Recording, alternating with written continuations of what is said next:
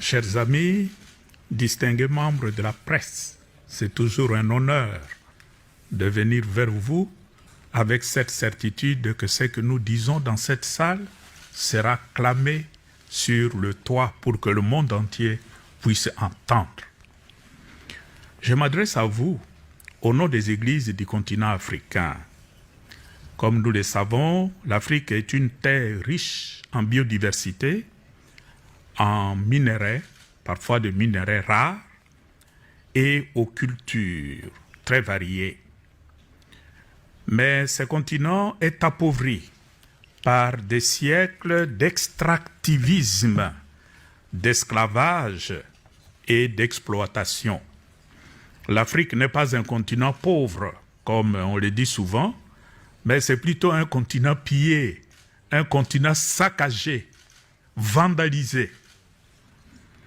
C'est pourquoi le document que nous avons l'honneur de rendre public aujourd'hui, comme une réflexion commune et un appel à l'action dans la perspective de la COP 30, n'est pas seulement une analyse, mais ce document pour nous est un appel à la dignité, un cri pour que le monde revienne à la notion de la dignité de l'être humain.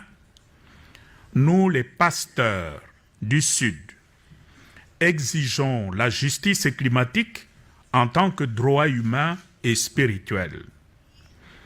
Il est bien connu qu'avec le réchauffement climatique, qui en 2024 dépassera de 1,55 degrés Celsius les mesures de l'ère industrielle, nous avons aujourd'hui des effets de serre qui affectent déjà 500 millions de personnes dans le Sud, et particulièrement en Afrique, le continent qui pollue le moins, mais c'est le continent qui paie le prix le plus fort.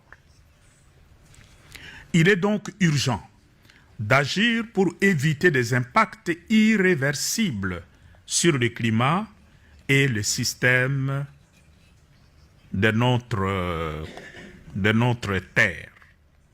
Nous exigeons donc une économie qui ne soit pas basée sur le sacrifice des peuples africains pour en enrichir d'autres.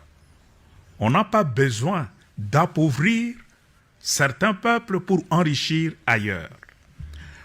Comment pouvons-nous accepter qu'au nom de la transition énergique, parce que c'est le maître mot, des communautés entières soient anéanties à la recherche de ce qu'on appelle les minerais stratégiques, le lithium, le cobalt, le nickel, le coltan, le tantal, tantalite, colombite, etc.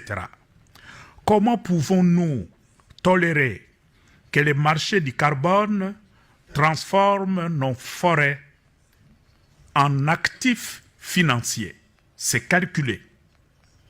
Alors que nos communautés restent privées d'eau potable.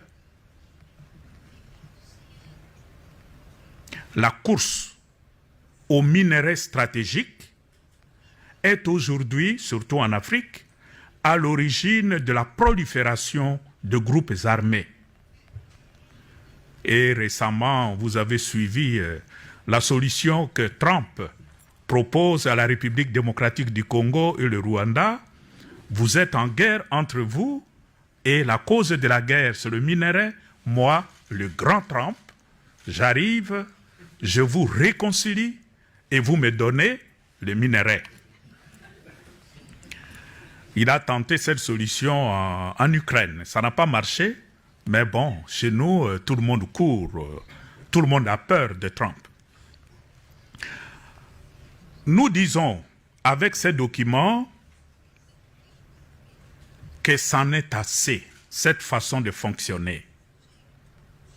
Assez de fausses solutions, assez de décisions prises sans écouter ceux qui vivent en première ligne de l'effondrement du climat. Nous proposons une transformation qui place au centre le soin de la vie, la souveraineté des peuples indigènes et ruraux sur leur territoire et la défense active des droits de l'homme, des droits des femmes, des migrants climatiques et de nouvelles générations. Le document que nous avons signé et partagé aujourd'hui avec le Saint-Père, le pape Léon XIV, souligne en 10 points les engagements et responsabilités des puissants de la planète et présente aussi 10 demandes spécifiques avec des appels à l'action, y compris une série d'efforts entrepris par l'Église catholique elle-même. En tant qu'Église en Afrique, nous nous engageons à renforcer la spiritualité de l'attention, à former les nouvelles générations à une éthique écologique et à construire une alliance intercontinentale du Sud pour dire d'une seule voix, le temps de l'indifférence est révolu. Nous devons nous réveiller. L'Afrique veut vivre, l'Afrique veut respirer, l'Afrique veut contribuer à un avenir de justice et de paix pour toute l'humanité. Et elle le fera avec sa foi, son espérance et son invincible dignité. Merci à vous d'avoir écouté cette voix qui vient de la périphérie, mais qui parle au cœur du monde.